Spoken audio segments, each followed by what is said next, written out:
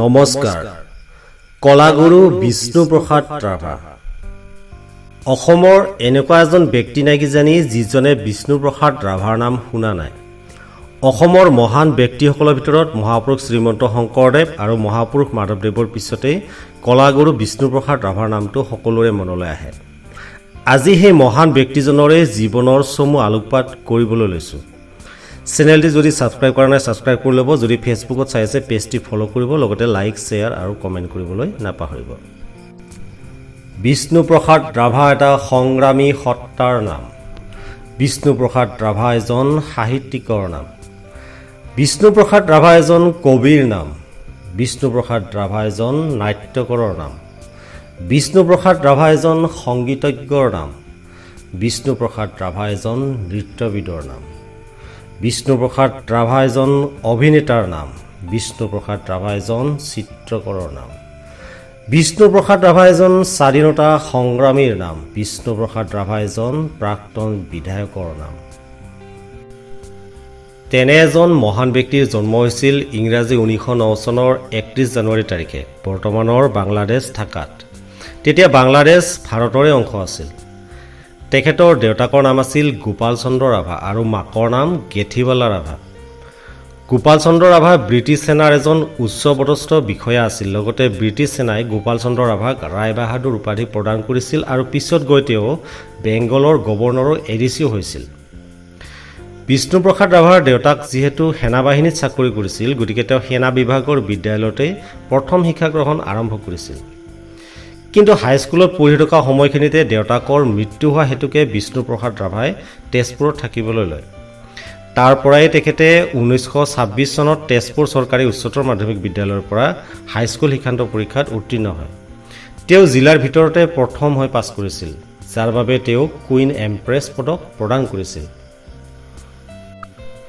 কলেজীয়া শিক্ষা গ্ৰহণ কৰিবৰ বাবে বিষ্ণু প্ৰসাদ ৰাভাই হাইস্কুল শিক্ষান্ত পৰীক্ষাত উত্তীৰ্ণ হোৱাৰ পিছত কলিকতালৈ যায় তাতে তেওঁ সেন্ট পলছ মিছন কলেজৰ পৰা আইএসসি পৰীক্ষাত সফলতাৰে উত্তীৰ্ণ হয় তাৰ পিছত তেওঁ বিএসসি কৰিবৰ বাবে ৰিপন কলেজত নামভৰ্তি কৰে কলেজত পঢ়ি থকা সময়ছোৱাতে তেওঁ সেই সময়ত ব্ৰিটিছ চৰকাৰৰ বিৰুদ্ধে চলি থকা স্বাধীনতা সংগ্ৰামখনৰ প্ৰতি আকৰ্ষিত হয় আৰু তাত জড়িত হৈ পৰে যাৰ কাৰণে তেওঁৰ শিক্ষা জীৱনত যথেষ্ট প্ৰভাৱ পৰিছিল তেওঁ কোনো এখন কলেজত ভালদৰে পঢ়িবলৈ সুবিধা পোৱা নাছিল কলেজত পঢ়ি থকা সময়তে তেওঁ বহুতো চৰকাৰী অনুষ্ঠানত দেশপ্ৰেমৰ শ্লোগান লিখিছিল আৰু তিৰংগা পতাকা উৰুৱাইছিল যাৰ বাবে তেওঁ পুলিচ আৰু ব্ৰিটিছ চৰকাৰৰ ৰুখত পৰিছিল পিছত তেওঁ কলিকতা এৰিবলৈ বাধ্য হয় আৰু কোচবিহাৰৰ ভিক্টোৰিয়া কলেজত নাম লগায় তাতো তেওঁ শান্তিৰে থাকিব নোৱাৰি ৰংপুৰলৈ গৈ কাৰমাইকেল কলেজত পঢ়িবলৈ লয় কিন্তু পুলিচৰ উৎপাতত পঢ়া আধৰুৱাকৈ ঘৰলৈ ঘূৰি আহিবলগীয়া হয়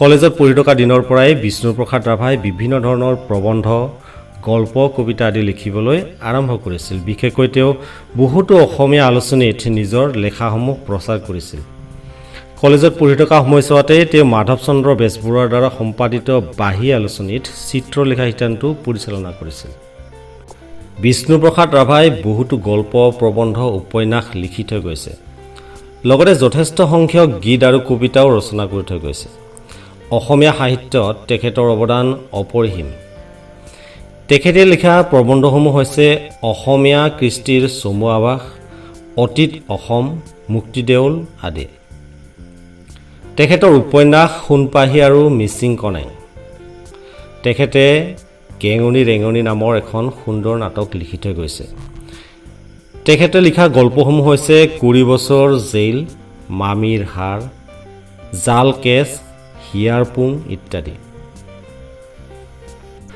বিষ্ণু প্ৰসাদ ৰাভাদেৱে বহুতো কালজয়ী গীত ৰচনা কৰি থৈ গৈছে আৰু বহুতো কবিতাও ৰচনা কৰি থৈ গৈছে পৰজনমৰ শুভ লগনত লগন উকলি গ'ল আদি বহুতো কালজয়ী গীত আজিও শুনি থাকিবলৈ মন যায় বিষ্ণু প্ৰসাদ ৰাভাদেৱে ৰচনা কৰা গীতসমূহক ৰাভা সংগীত বুলি কোৱা হয় তেওঁ যিহেতু স্বাধীনতা সংগ্ৰাম তথা কমিউনিষ্ট পাৰ্টিৰ লগত জড়িত হৈ চৰকাৰৰ বিৰুদ্ধে মাত মাতিছিল আৰু দুখীয়া নিচলা শোষিত নিষ্পেষিত কৃষকৰ বাবে মাত মাতিছিল সেয়েহে তেওঁ পলাই ফুৰিবলগীয়া হৈছিল আৰু য'তে ৰাতি থাকিছিল তাতে কাগজ কলম লৈ লিখিবলৈ আৰম্ভ কৰিছিল তেনেধৰণৰ বহুতো লেখা হয়তো কৰবাত পৰি ৰ'ল বা হেৰাই গ'ল বা সংৰক্ষণ কৰিবলৈ থাকি গ'ল। বিষ্ণু প্ৰসাদ ৰাভাই শ্ৰীমন্ত শংকৰদেৱ আৰু মাধৱদেৱে ৰচনা কৰা বৰগীতসমূহ গাবলৈ ভাল পাইছিল। লগতে তেওঁ বহুত সুন্দৰকৈ বৰগীত গাব পাৰিছিল। বিষ্ণু প্ৰসাদ ৰাভাই সেইজন ব্যক্তি যিজনে পোনপ্ৰথমে অতি সাহসেৰে মহাপুৰুষ শ্ৰীমন্ত শংকৰদেৱৰ চিত্ৰ অংকন কৰিছিল। আজিলৈকে তেখেতে অংকন কৰা আৰ্হিকে অনুসৰণ কৰি মহাপুৰুষ শ্ৰীমন্ত শংকৰদেৱৰ চিত্ৰ অংকন কৰা হয়। বিষ্ণু প্ৰসাদ ৰাভাই তেজপুৰৰ বাণ ৰংগমঞ্চত নিয়মীয়াকৈ অভিনয় কৰিছিল আৰু যাত্ৰাপাৰ্টিৰ লগতো অভিনয় কৰিছিল। তাৰ উপৰিও তেখেতে এৰাবাটৰ সুৰ, চিৰাজ, প্ৰতিধ্বনি আদি অসমীয়া বোলছবিত অভিনয় কৰিছিল। জ্যোতিপ্ৰসাদ আগৰৱালাৰ প্ৰথম অসমীয়া বোলছবি জয়মতীতো নৃত্য পৰিচালনাত সহযোগ কৰিছিল। 1939 চনত কাশী হিন্দু বিশ্ববিদ্যালয়ৰ আমন্ত্ৰণ মৰ্মে বাৰাণসীত বিষ্ণু প্ৰসাদ ৰাভাই তাণ্ডৱ নৃত্য প্ৰদৰ্শন কৰিছিল। সেই সময়ৰ উপাচাৰ্য ডক্টৰ সৰ্বপল্লী ৰাধাকৃষ্ণনে তেখেতৰ তাণ্ডৱ নৃত্য দেখি বহুত ভাল পাইছিল আৰু প্ৰশংসা কৰিছিল। লগতে তেওঁক কলাগুৰু উপাধি প্ৰদান কৰিছিল। 1955 চনত বিষ্ণু প্ৰসাদ ৰাভাই ভাৰতীয় কমিউনিষ্ট দলত যোগদান কৰিছিল আৰু দলৰ প্ৰাৰ্থীৰূপে 1957 চনত বৰপেটা সমষ্টিৰ পৰা বিধানসভাৰ নিৰ্বাচনত প্ৰতিদ্বন্দ্বিতাও কৰিছিল, কিন্তু নিৰ্বাচনত পৰাজয় বৰণ কৰিছিল।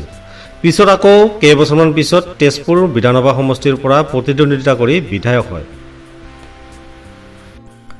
বিষ্ণু প্ৰসাদ ৰাভাই 1937 চনৰ 24 নৱেম্বৰত প্ৰিয়বালা বৰুৱাৰ লগত বিবাহপাশত আবদ্ধ হয় আৰু সাংসাৰিক জীৱনৰ পাতনি মেলে। কিন্তু কিছুদিন পিছতে সন্নিপাত জ্বৰত আক্ৰান্ত হৈ প্ৰিয়বালা বৰুৱাৰ মৃত্যু হয়। 1951 চনত বিষ্ণু প্ৰসাদ ৰাভাই পুনৰ কনকলতা মেধিক বিয়া কৰায়। কনকলতা মেধিয়ে দুটা ল'ৰা সন্তান জন্ম দিয়ে, ক্ৰমে পৃথ্বীৰাজ ৰাভা আৰু হেমৰাজ ৰাভা। 1962 চনত কনকলতা মেধিৰো মৃত্যু হয়। পিছত তেওঁ মোহিনীবালা বসুমতাৰীক বিয়া কৰায় আৰু এটা সন্তানৰ পিতৃ হয়। তেখেতসকলৰ সৰু পুত্ৰৰ নাম হ'ল মেণ্ডেলা ৰাভা। 1969 চনৰ 20 জুন তাৰিখে ৰাতি 2:30 বজাত সকলোকে কন্দুৱাই পাকস্থলীত হোৱা কৰ্কট ৰোগৰ বাবে কলাগুৰু বিষ্ণু প্ৰসাদ ৰাভাদেৱ আমাৰ মাজৰ পৰা চিৰদিনৰ বাবে আঁতৰি গ'ল আৰু মৃত্যুৰ আগমুহূৰ্ততো তেখেতে লিখি থৈ গ'ল, এই মোৰ শেষ গান কল্যাণ খৰমান। আজিও তেখেতৰ মৃত্যুতিথিত প্ৰত্যেক বছৰে 20 জুন তাৰিখটো গোটেই অসমতে ৰাভা দিৱস বা বিষ্ণু ৰাভা দিৱস হিচাপে পালন কৰা হয়। তেখেতৰ অৱদান অসমীয়া সাহিত্য সমাজ সংস্কৃতিত অতুলনীয় আৰু অপৰিসীম। তেওঁ সদায় অসমীয়া মানুহৰ অন্তৰত লগতে অসমীয়া সমাজখনত অমৰ হৈ ৰ'ব। তেখেতৰ আদৰ্শ, তেখেতৰ কৰ্মৰাজি সদায় এইখন সমাজত জিলিকি থাকিব। আজিলৈ এৰিছোঁ। ভিডিঅ'টি কেনেকুৱা পালে জনাব। Thank you, good by.